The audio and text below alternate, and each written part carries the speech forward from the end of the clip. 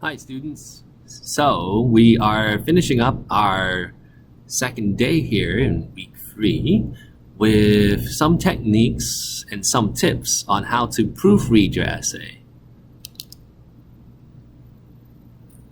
So this is a really how-to video using these points here. So for example, 1, 2, and so on. And you can use this with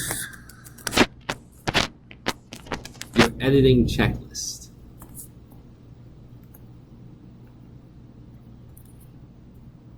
So this is from the OWL Writing Center and it's from Purdue University.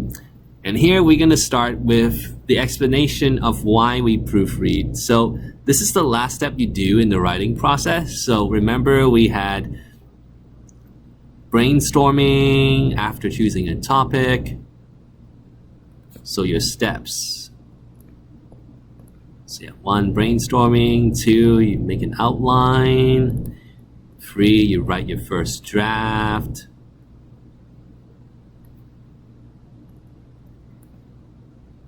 And then you would edit and revise. And then you'd have step 5, you do your second draft. So I simplified the steps here from 8 steps into 5, and in this list you would repeat steps 4 and 5 until you are satisfied. So when you are satisfied, you would proofread your final draft.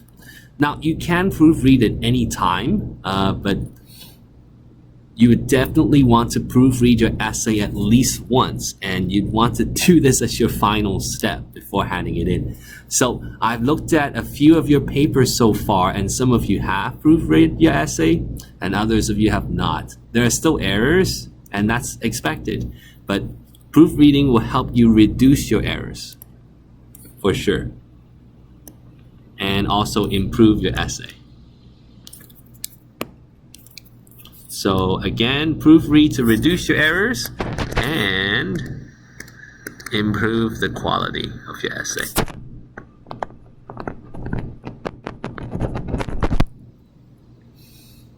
Alright, so here are some things you can focus on in your proofreading.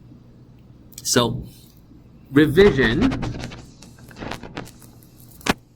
or in this course we use editing, but revision gives you the larger concerns. So that would be your development, your organization, so that's your brainstorming and outline and coherence. Make sure you write your revisions. Some of you have done that, and good job. So proofread is part of your editing. So that would be your grammar, spelling, and punctuation errors. So if you go back to your editing checklist, a lot of the editing checklist things are these next concerns. Some courses would say smaller concerns. So larger concerns would be the logic, the development, the organization, and the coherence. And then the editing things some courses would call these smaller concerns, or the lower order concerns. Whereas the revision would be larger concerns or higher order concerns.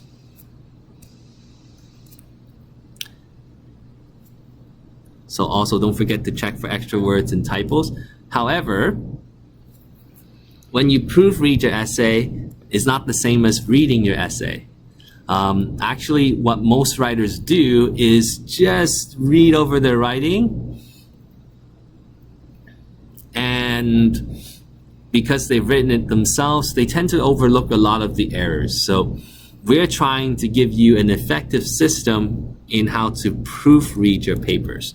And all these tips here are going to help you do that. So you want to spot the errors and find them and fix them, and take time to do this rather than just handing in something that you looked over. So again, the important thing here is to take time. So proofreading takes time. So this is the big idea today. It takes time because there are things for you to do. You will be checking carefully. And you'll be checking carefully for errors. Don't forget that. So when you check, you have to check every word. So this is every word, every sentence. This is very worthwhile. See, I have to proofread. It takes time.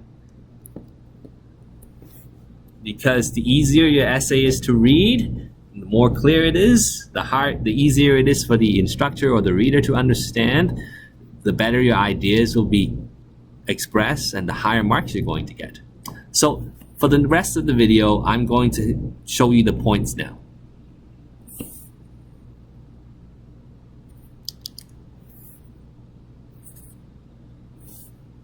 So we'll start with step 1. So step 1 may not be what you expect. A lot of times we jump to step 2, just to read your writing out loud. You may have done that in your essay, which is great. Just keep doing that. So before reading your essay, there's some preparation that you can actually do. So use your editing checklist and make copies of it for each draft. So I'll show you what that looks like.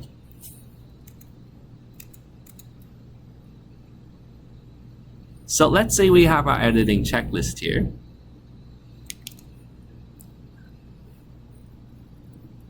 You're probably expecting, and this is true for many courses, that you just use one.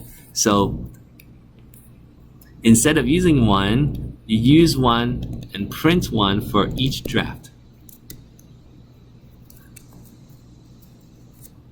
And you'd actually give it a date. You date it here. You can even include the time if you want to for extra detail. But the point is, you want to have draft. So for example, you have draft 1. So this is your editing list for draft 1. You would check some of these items off. You'd have them already. But then as you go down into citations, and then the grammar mechanics, you might find some sentence fragments. You might find some comma splices. You might find some few sentences. And you go down. I might have some word choice problems, incorrect word form, informal language, and repetitiveness. Now, you can either do this by yourself, or better yet, you can ask someone to help you.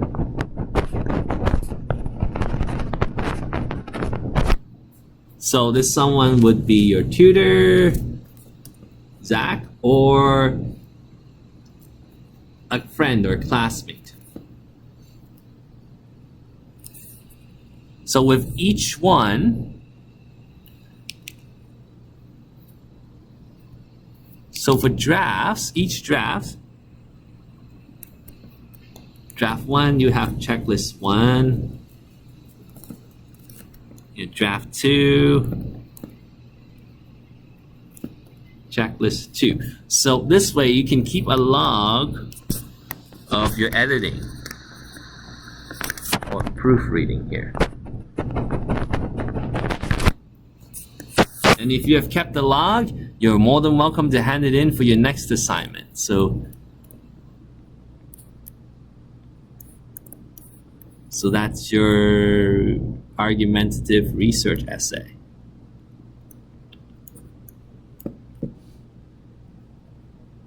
So the idea is, the more editing you do after revision,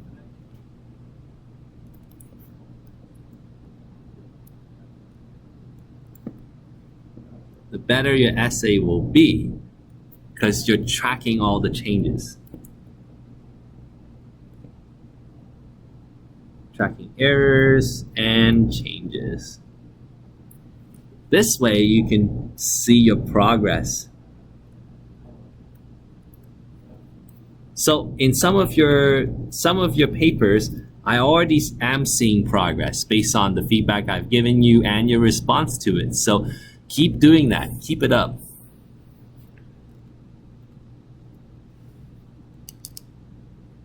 So when you keep a log,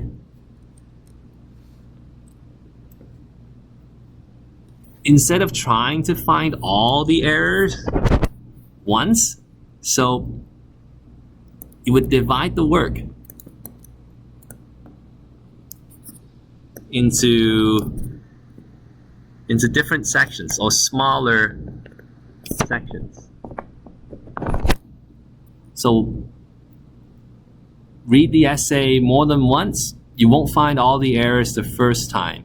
So you can break it into grammar your first time, and then your punctuation the next time, and then your sentence structure the next time. So that would be 3 times you do this.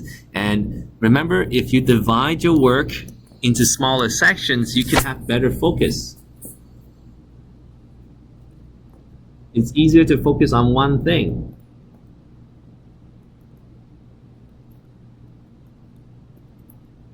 Each time.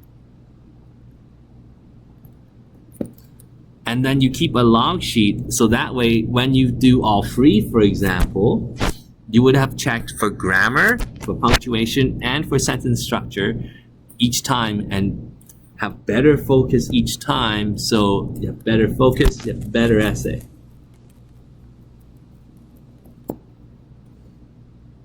And you have more time too.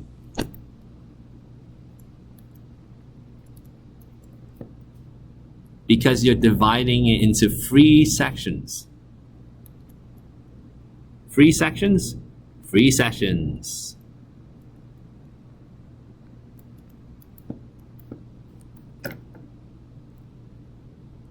So the big idea for keeping a proofreading log is not only to record your progress,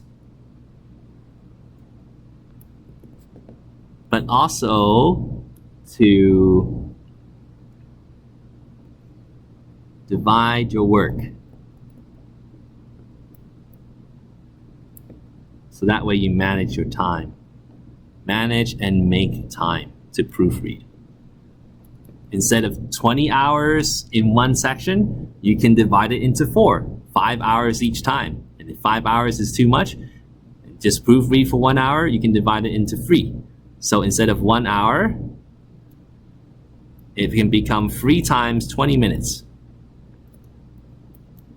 And with the things you're going to do here, reading your essay out loud, listen to someone else read it, 20 minutes would actually be very, very short. You'd think you'd need more time. But it's always easier to start small, and then you want more, instead of you start big and then you don't want to do it anymore. Okay, so that's part 1. Keep a log. You should print out checklists and then divide your work into smaller sections. Focus on one thing at a time. That way you have more time to do other things, and you end up with a better essay. That's part 1. Keep a proofreading log.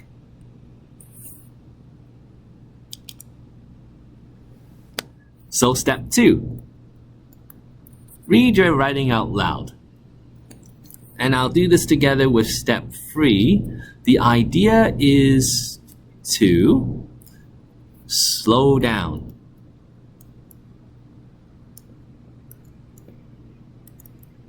And read every word, because every word and every sentence matters. You're checking for error. Imagine you lost something important, like your phone, and you lost it in the room and you don't know where it is. You want to search everywhere. It's the same thing. If you're looking for errors, you have to search through your essay word by word. The attention to detail matters. And these steps here, reading out loud, have someone else read it out loud, or when reading out loud doesn't work, it's disruptive, you can't do it, you're in a room with other people, there's other people in your room working. There are alternative strategies, all to help you slow down and search every word. Remember, you're searching for errors. Searching is the key here. You assume they exist, no matter what level. I search for errors, even as a teacher in my own writing. So let's start with step 2, reading out loud by yourself. So with this one, when you read out loud, you slow down. So I'll show you what that would look like.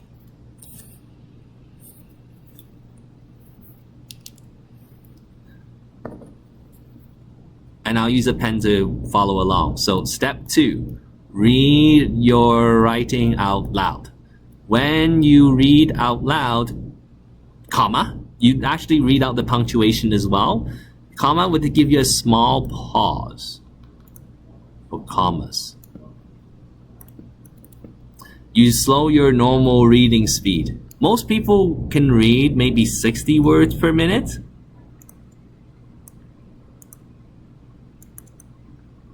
You might be able to do 40, 50, 30, that's fine. But the idea is you want to go maybe half that speed. For me, if I read, 60 to 80 words a minute, I want to slow it down to 30 to 40 words a minute, for me. For you, it may sound very slow and you think, oh, my English level does not allow me to read very fast right now. But remember, you're searching for errors. You have to go slower than what you normally do to find errors because you don't want to miss anything. Just think back to the example where you're looking for a phone. You need to search carefully. Of course, I won't be reading this whole thing slowly. There's no time for me to, as a teacher right now.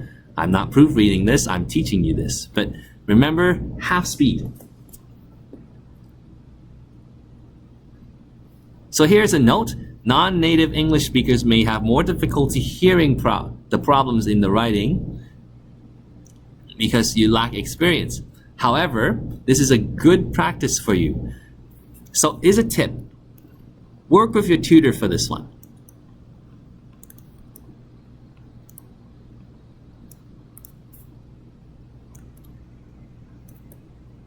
Reading out loud. Oh, I just put aloud. So you practice the reading, and the tutor would help you in your search. And then you can learn to find what your tutor finds.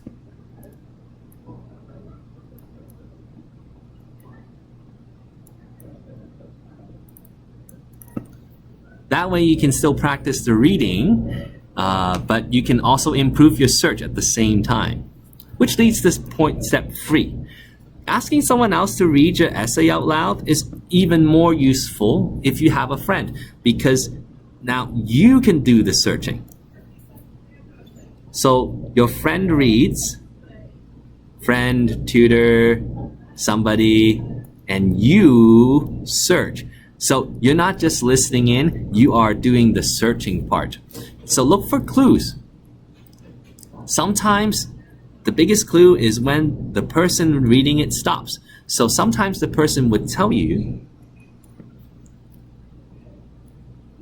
or sometimes you just notice as the person pauses, so you want to notice for errors here.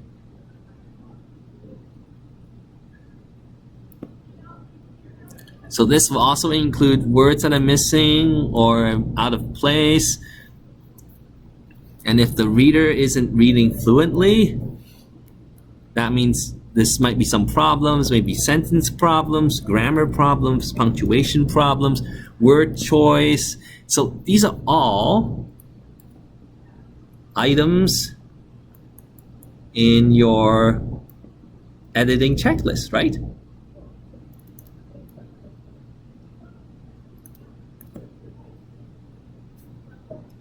Also, you may find bigger problems. So this would be your larger concerns. You would get this when somebody else is reading it. But remember, you can also prevent this by going through the revisions first. So check with your essay outline here. So for revision, check your essay outline. For editing, use your editing checklist. Okay, so smaller concerns, use editing checklist. Larger concerns, use your essay outline. So I'm going to show you what it would look like. So instead of reading by yourself and using your checklist after, so you would read and check at the same time. So whether it's you doing the read and you check, so you just have to read a sentence, check it, read a sentence, check it. It is slower. Or your friend reads it and then you check. So you would have the checklist. You would check these items off while your friend reads the paper. Or you can read it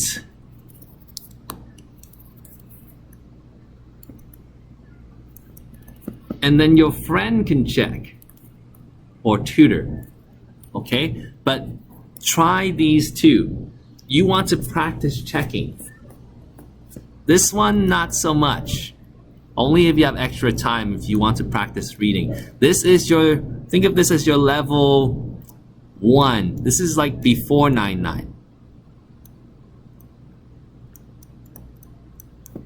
This is where you should be. This is English 099 right here. We want you to practice checking.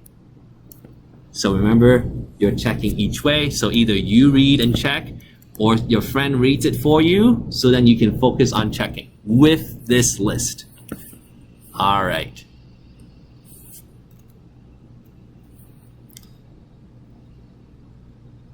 So then going down to the rest of the reading here before we cover the different kinds of errors. So the reader's role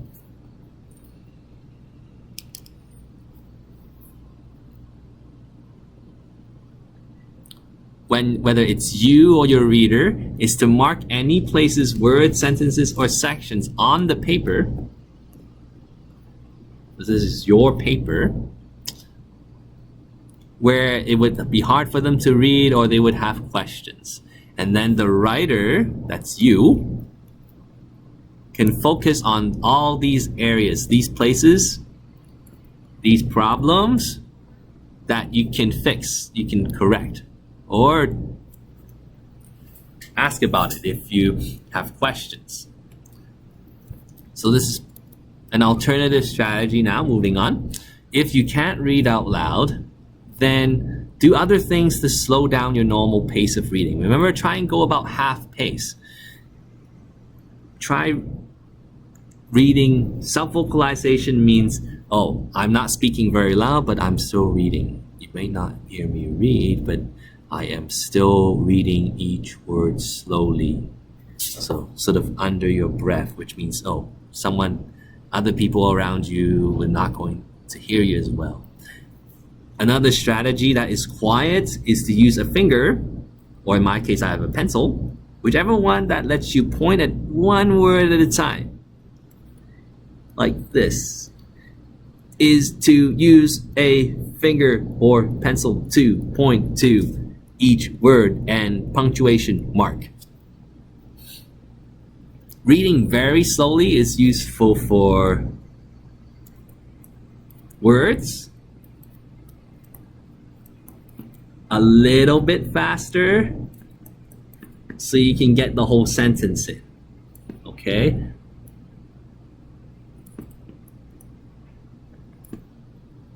Remember, the slower you go, the more focused you are on each word. the faster you go, you would have less focus on each word, but you'd focus on clauses and sentences. Okay, so that's alternative strategies to reading out loud. But remember, the whole purpose of proofreading, whatever method you use with out loud or with a finger or pencil, is to slow down your normal pace to check for errors. You're always checking for errors.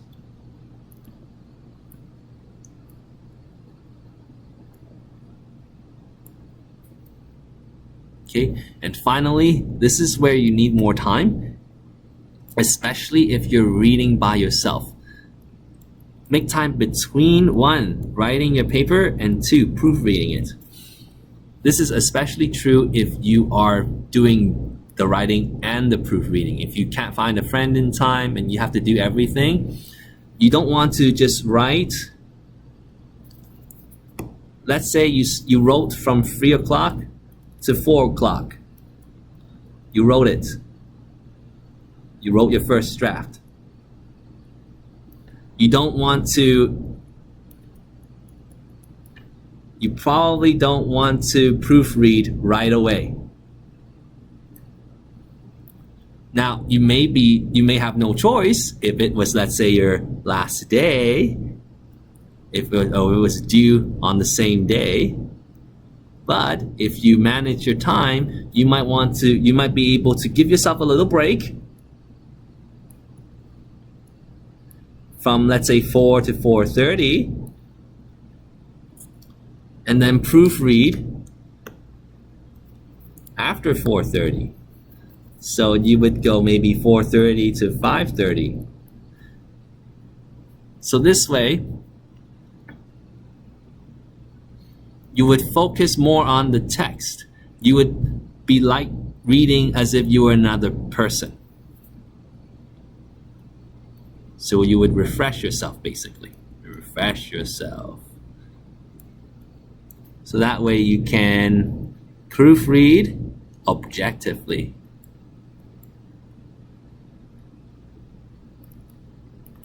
All right, so that ends part 1 of proofreading, or how to proofread. So to sum up, when you're proofreading, you want to check for errors. You're searching for errors.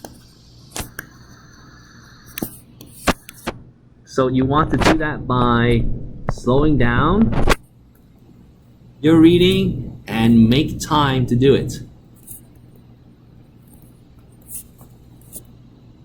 And get help. If you can get a help friend to do it, to do the reading part or to do the searching part, do that. And one of the other things you might want to consider doing before you get someone to proofread is to prepare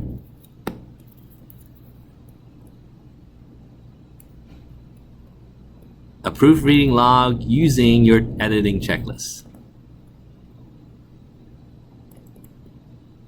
All right, so stay tuned for part 2. If you have any questions, you can post your questions on Canvas or email me directly. We'll see you next time.